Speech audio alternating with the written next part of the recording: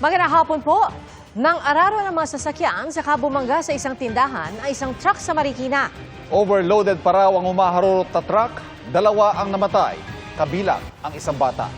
Nakatutok si Katrina So. Pasado alas 11 ng umaga kanina, nakuna ng CCTV sa A. Bonifacio Avenue sa Barangay Barangka, Marikina. Ang truck na ito na mabilis ang andar. Naglalakad naman sa gilid ng kalsada ang isang bata na hindi na nagawang makaiwas sa humaharurot na truck hanggang sumalpok ito sa isang tindahan. Nung narinig namin na may kumalampag na malakas, yun na po yun, nung pagsilip namin, sumubsob po yung truck dito sa may yung titinda ng pritong manok. Doon po.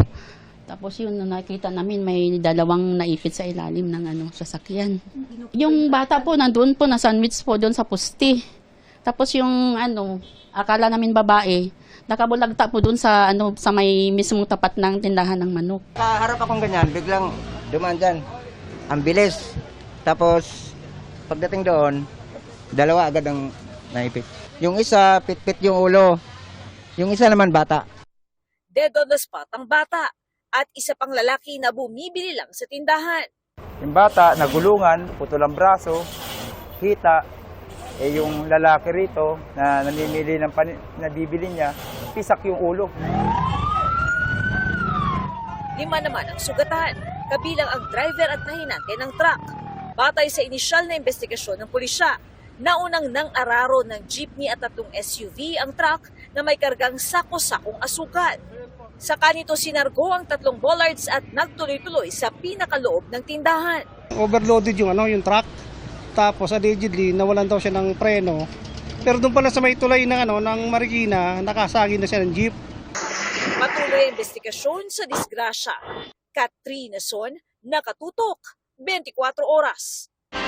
Wala ang munang garantiya na hawak pa ng mga otoridad sa Czech Republic si dating Congressman Zaldico. Yan po sinabi ni Acting Justice Secretary Frederick Vida na nasa Prague ngayon para asikasuhin ang pagpapauwi sa dating mambabatas. At mula sa Czech Republic, nakatutok live si Mariz Umali. Mariz? Pia, narito pa nga ba sa Prague, Czech Republic ang pugating dating kongresistang si Zaldico? Yan daw ang aalamin ni Acting Justice Secretary Frederick Vida oras na makapulong niya sa susunod na linggo ang kanyang mga Czech counterparts. Nangako rin si Secretary Vida na kanyang tutukuyin ang pinakamabilis na paraan para maibalik sa Pilipinas si Ko.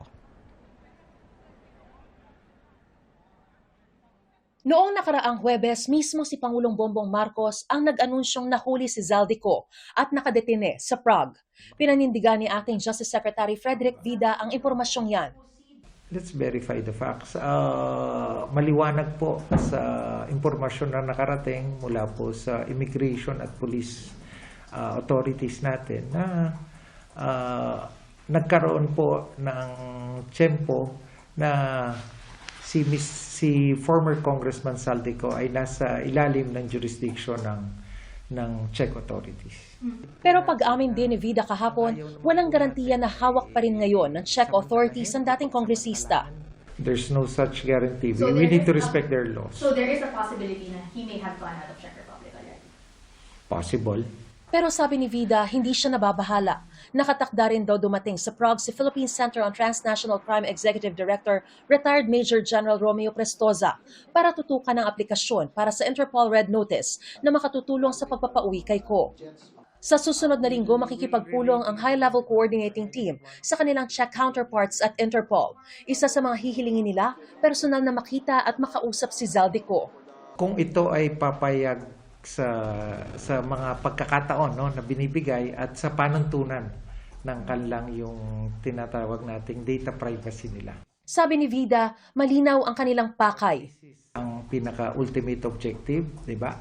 Kailan at paano maiuwi ang akusadong si former Congressman Zaldico? Paano natin mapapaliit yung mundo? Do you aim to be escorting him back home to the Philippines once you return to the Philippines on the 30th?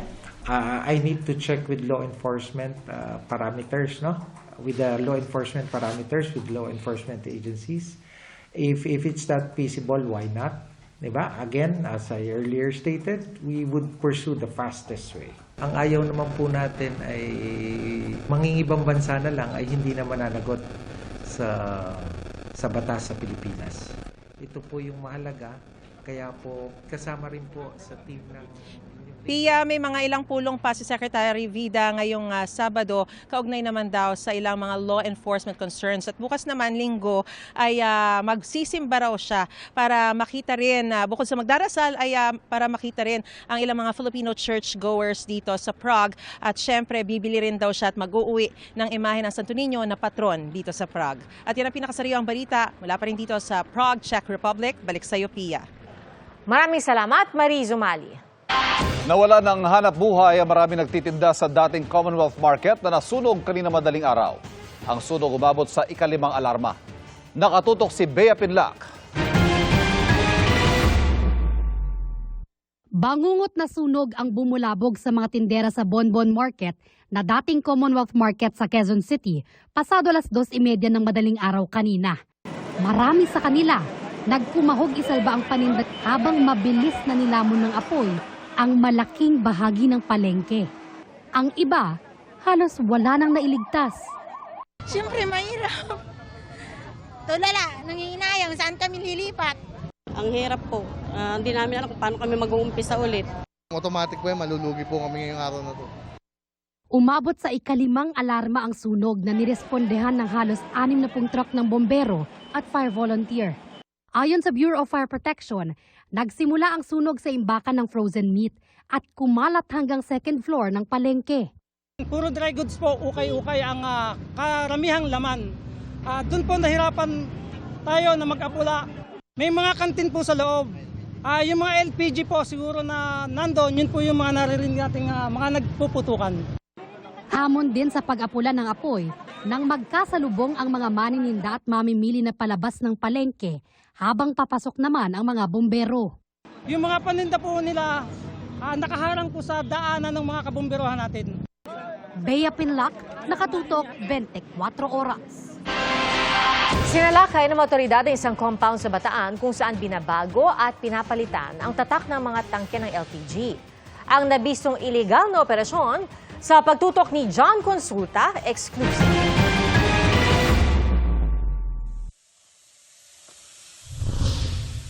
Ang dalawang lalaking ito sa Mariveles, Bataan, nahuli sa akto ng pulisya na tinatamper ang isang brand ng tangke ng LPG.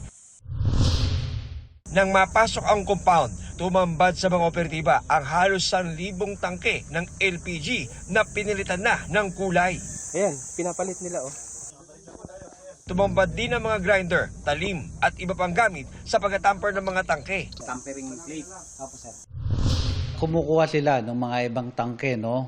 Eventually, yung mark, binubura nila, binatatakan nila nung tatak nila, then yung pintura, pinapalitan nila. Hindi nga naman mahalata na galing pala dun sa kakumpetensya niya yung LPG tank na yun.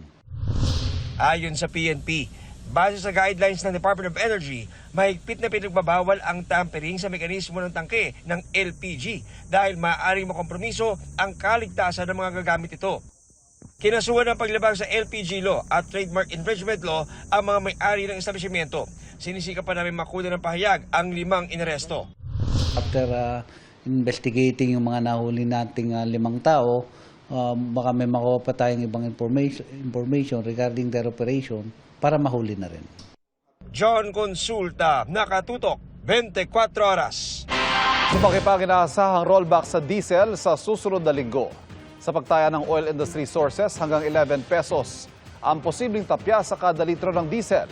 Posible namang walang paggalaw sa gasolina o kaya madagdagan ng 95 centavos hanggang 2 piso kada litro. Samantala, mahigit 21,000 metriko tonelada ng liquefied petroleum gas o LPG mula sa Amerika ang nasecure ng Energy Department. Sa May 20 hanggang May 31 ang inaasahang delivery ng imported LPG. Dahil po sa tindi ng init ngayon, pinayuhan ng pag-asa ang publiko na umiwas sa matining araw at uminom ng maraming tubig para maiwasan ng heat stroke. At may iba't ibang paraan naman ng pagpapapresko ang ilang Pinoy. Nakatutok si Jamie Santos.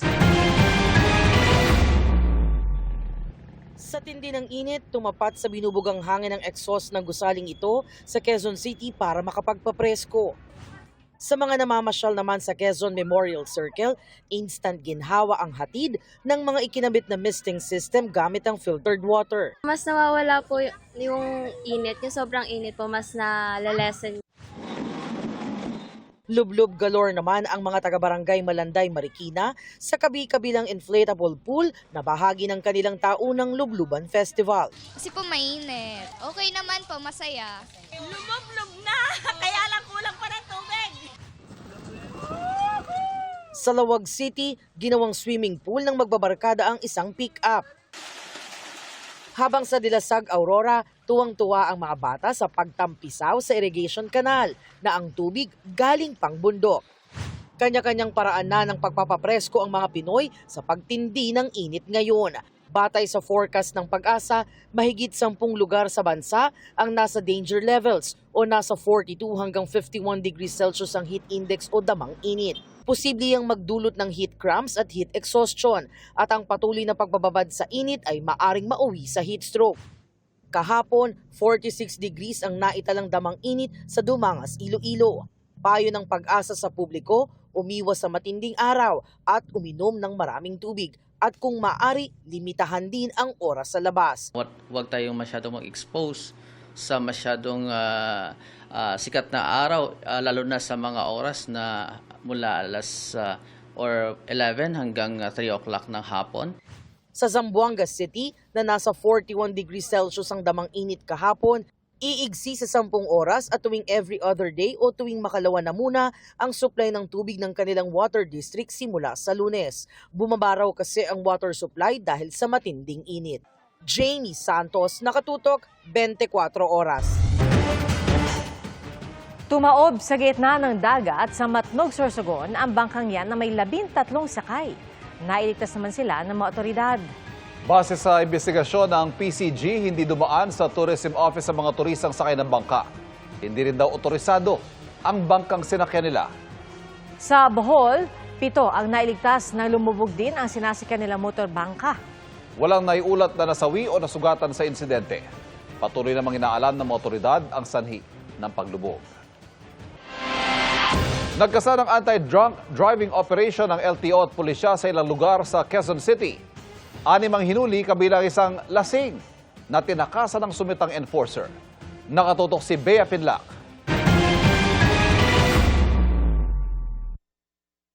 Where's the justice? Really? Don't me. Tell me, where did I go wrong?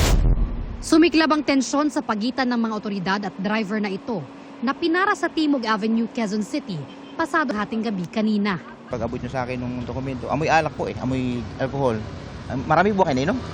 Oh bro, wala ka namang Di sir, Betes analyzer. Sir, gaano ba karami na inom mo sir? Mga gaano po sir, para may estimate. Konti lang. Ano po ininom nyo? Whiskey. 1, 2, 3. Isinailalim sa serye ng field sobriety test ang driver, pero hindi ito pumasa. Ayon sa tauhan ng Land Transportation Office o LTO. No, failed ba yung dalawang test? No, I contest. Like really? No. Saka sir, No. I contest. Like really. Pumayag nung una ang driver na magpa-breath analyzer o yung panukat sa blood alcohol concentration o BAC ng isang tao. Okay, ready. Diretso lang po dito. Habang naghihintay na sumalang sa breath analyzer, bumalik sa sasakyan ng driver at nagsimulang magmaneho. Pero hinarang siya ng mga otoridad. Tell me kung pumasa, then done. Kung hindi pumasa, then what? You tell me. Why can't you answer? What's the problem? Sir, hindi po kami pwede mag-disclose ng amount or penalty. Tell me, Domingo. What's the maximum penalty? Dapat alam niya, kung hindi ka papasa, eto, bam, di ba? O sige, mag-antayin tayo hanggang bukas. Tumanggi na kalaunan ng driver na sumailalim sa breath analyzer. Tinalikuran na niya ang tauhan ng LTO. Pumasok sa sasakyan at nagmaneho paalis. 2 sa mga kasama ng driver naiwan pang nakikipag-usap sa mga otoridad. Kakaharapin po niyang kaso ay administratibong kaso sa LTO kasi po tinakbuhan po niya yung nag-alcohol breath analyzer test po sa kanya. Pinag-aaralan pa po namin yung mga posibleng maikaso doon sa driver po na tumakas po kanina. Isa lang siya sa 6 na driver na nahuli sa anti-drunk driving operation ng Quezon City Police District o QCPD, Land Transportation Office at Highway Patrol Group kagabi. Dito po tayo nag-conduct sa area ng Timog and Tomas Morato and dito po sa paligid po nitong area na marami pong mga establishment na inuman. Bea Pinlac, nakatutok 24 oras. Kinumpirma ni Ombudsman Jesus Crispin Remulla na si dating House Speaker Martin Romualdez ang mambabatas na saklaw ng bagong asset freeze order ng Korte at ng Anti-Money Laundering Council. Hiniling naman ng Ombudsman sa Sandigan Bayan na hadlangan ng paglabas ng bansa ni dating Senate President Chis Escudero. Nakatutok si Darlene Cai.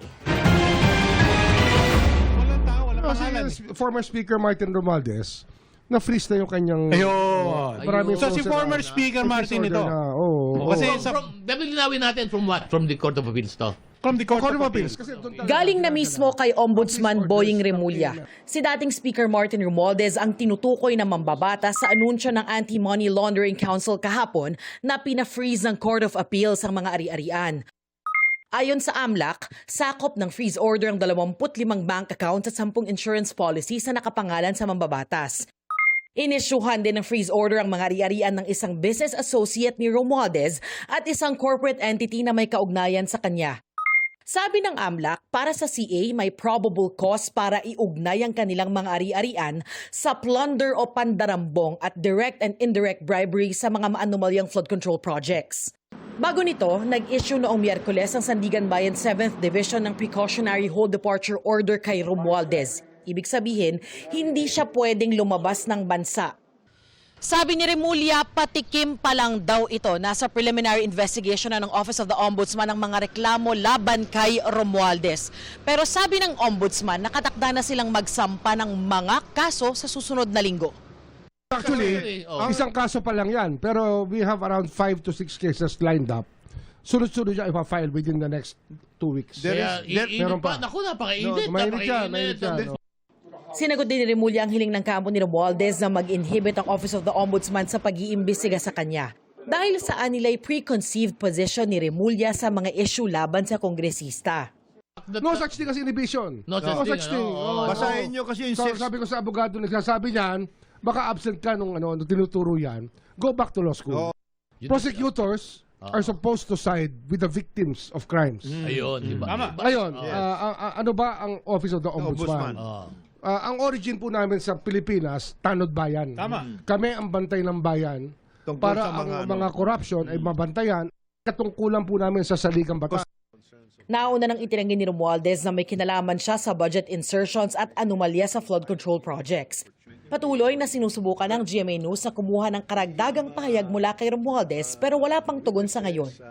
Hiniling din ng Ombudsman sa Sandigan Bayan na pagbawalang mag-abroad si dating Senate President Chis Escudero at contractor na si Maynard Ngu.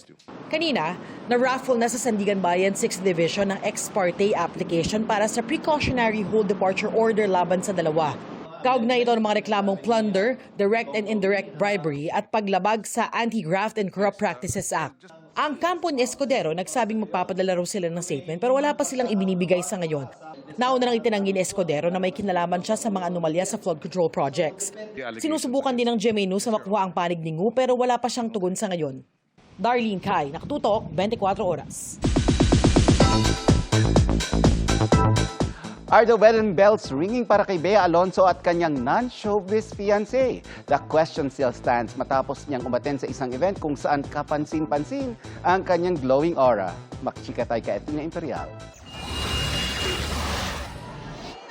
Blooming in her simple yet classic neutral dress si Bea Alonzo sa dinaluhang event kagabi sa Parañaque City. All eyes ang lahat ng rumampa si Bea na game ding bumati at nakipag-selfie pa sa mga nag-abang na fans. Kwento ni Bea, busy siya ngayong summer. Lalo't magbabalik teleserye soon, kasabay ng kanyang 25th year sa showbiz. Kahit busy sa trabaho, gusto pa rin daw ni Bea na ma-enjoy ang tag-init, kaya plano niya ring magsingit ng beach trip. No, like concrete plans yet. So I haven't gone to the beach in a while.